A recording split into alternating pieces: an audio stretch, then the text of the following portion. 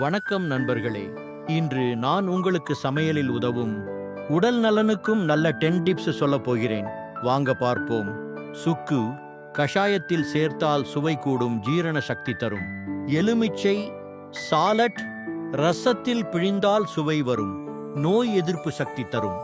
இலவங்கப்பட்டை பால் soil சேர்த்தால் வாசனை வரும், சர்க்கரை அளவை கட்டுப்படுத்தும். கிராம்பு பிரியாணியில் சேர்த்தால் சுவை மேம்படும், பர்வலிக்கு நல்லது. ஏலக்காய் இனிப்பில் சேர்த்தால் நறுமணம் வரும், ஜீரணத்திற்கு உதவும். புதினா இலை சட்னி சூப்பில் சேர்த்தால் சுவை கூடும், வயிற்றை குளிர்ச்சியாக வைக்கும்.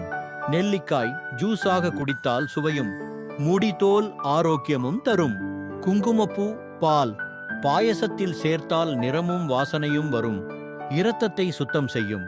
பெருஞ்சீரகம் உணவுக்கு பிறகு மென்றால் சுவை வரும், அஜீரணத்தை சரி செய்கிறது.